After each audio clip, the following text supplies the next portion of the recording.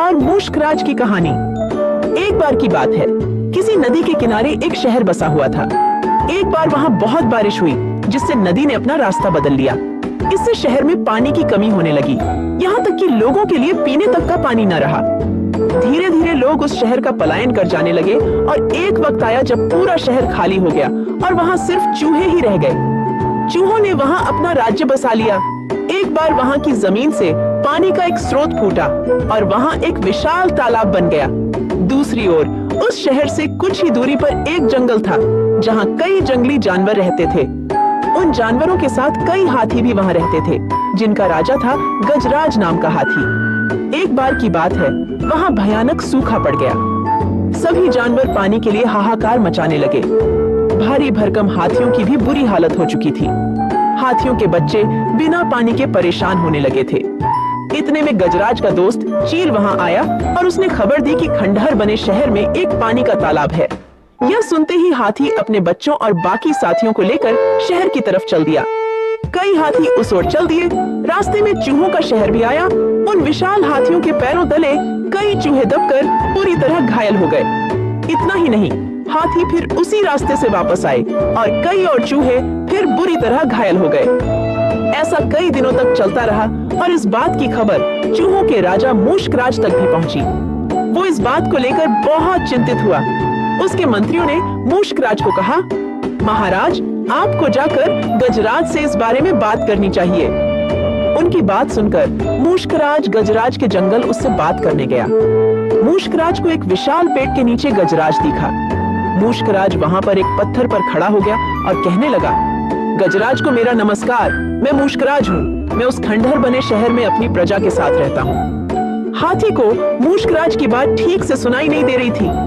वो थोड़ा नीचे झुका और चूहे की तरफ अपने कान करके बोला, हे नन्हे प्राणी, आप कुछ कह रहे थे, क्या आप फिर से कहेंगे?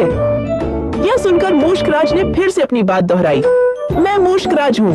मैं उस खंडहर बने शहर में अपनी प्रजा के साथ रहता हूँ। आप और आपके अन्य हाथी मित्र जब भी तालाब की ओर जाते हैं तो कई चूहे आपके पैरों तले दबकर बुरी तरह घायल हो जाते हैं। कृपया करके ऐसा न करें, वरना बहुत जल्दी हम में से कोई नहीं बचेगा। यह सुनने के बाद गजराज दुखी होकर बोला, मुझे पता ही नहीं था कि हम इतना बुरा कर रहे थे। हम तालाब तक जाने के लिए कोई और रास्ता ढूंढेंगे। यह सुनते ही चूहा बहुत खुश हुआ और बोला, गजराज, आपने मुझ जैसे छोटे से प्राणी की बात सुनी। मैं आपका आभारी हूँ। भविष्य में कभी भी अगर आपको किसी मदद की जरूरत हो तो मुझे जरूर बताएं। गजराज ने मन में सोचा कि यह इतना छोटा सा जीव मेरे किस काम आएगा, इसलिए उसने चूहे को मुस्कुराकर विदा किया। कुछ दिनों तक सब कुछ ठीक चल रहा था कि एक बार नजदीकी देश के राजा ने अपनी सेना को मजबूत करने के लिए हाथी रखने का फैसला किया। राजा के मंत्री और उनकी सेना ने जंगल में कई हाथियों का शिकार किया। हाथियों के शिकार की चिंता गजराज को सताने लगी। गजराज इसी चिंता में जंगल में टहल रहा था कि अचानक उसका पैर सूखी पत्तियों में छिपाए जाल पर पड़ा और वो जाल में फंस गया। हाथी जोर जोर से मदद की गुहार लगा, लेकिन कोई उसकी मदद के लिए नहीं आया। इसी बीच एक भैंस ने हाथी की आवाज सुनी। वो गजराज का बहुत आदर सम्मान करता था, क्योंकि एक बार गजराज ने भैंस को गड्ढे से निकालकर उसकी जान बचाई थी। गजराज को जाल में फंसा देख वो बहुत चिंतित हुआ और बोलने लगा, गजराज, मैं आपकी मदद के लिए क्या करूं? मुझे आपकी मदद करने का अवसर दें गजराज। गजराज ने कहा, तुम जल्दी से जाकर उस खंडहर शहर में रहने वाले मूषकराज को मेरी खबर दो।